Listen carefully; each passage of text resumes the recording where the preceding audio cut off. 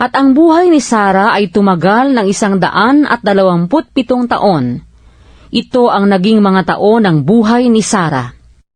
At namatay si Sara sa Kiriat Arba, na siyang Hebron, sa lupain ng Kanaan. At naparoon si Abraham na ipinagluksa si Sara at iniyakan. At tumindig si Abraham sa harap ng kanyang patay, at nagsalita sa mga anak ni Het na sinasabi, "Ako'y taga-ibang bayan, at nakikipamayan sa inyo.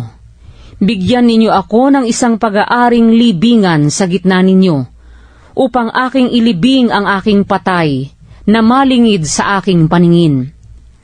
At ang mga anak ni Het ay sumagot kay Abraham na nagsasabi sa kanya, "Dinggin mo kami, Panginoon ko. Ikaw ay prinsipe ng Diyos sa gitna namin. Sa pinakahirang sa aming mga libingan, ay ilibing mo ang iyong patay. Wala sa amin na magkakait sa iyo ng kanyang libingan, upang paglibingan ng iyong patay." At tumindig si Abraham at yumukod sa bayan ng lupain, sa mga anak nga ni Het. At nakiusap sa kanila na sinasabi, "Kung kalooban ninyo na aking ilibing ang aking patay, na malingid sa aking paningin, ay dinggin ninyo ako, at pamagitanan ninyo ako kay Efron na anak ni Sohar, upang ibigay niya sa akin ang yungib ng Makpela na kanyang inaari, na nasa hangganan ng kanyang parang. Sa tapat na halaga ay ibigay niya sa akin, upang maging pag-aaring libingan sa gitna ninyo." Si Efron nga ay nakaupo sa gitna ng mga anak ni Het.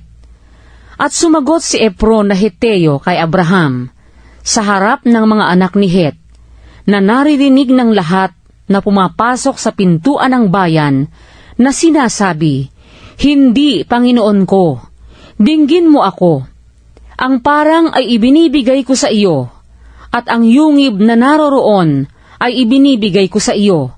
Sa harap ng mga anak ng aking bayan, ay ibinigay ko sa iyo, ilibing mo ang iyong patay."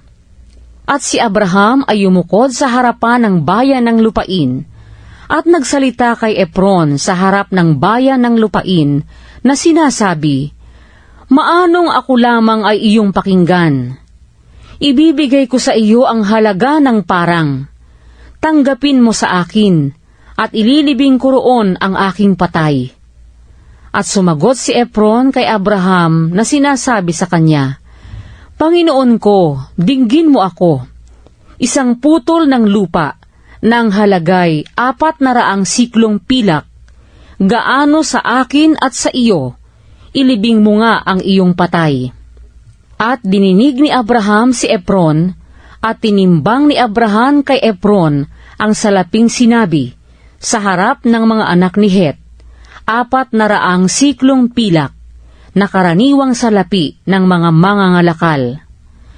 Kaya't ang parang ni Efron na nasa Makpela, na nasa tapat ng Mamre, ang parang at ang yungib na nandoon, at ang lahat ng mga punong kahoy na nasa parang na yaon, na ang nasa buong hangganan yaon sa palibot, ay pinagtibay kay Abraham na pag-aari sa harap ng mga anak ni Het, sa harapan ng lahat na nagsisipasok sa pintuang daan ng kanyang bayan. At pagkatapos nito, ay inilibing ni Abraham si Sara na kanyang asawa sa yungib ng parang sa Makpela, sa tapat ng Mamre na siyang Hebron, sa lupain ng Kanaan.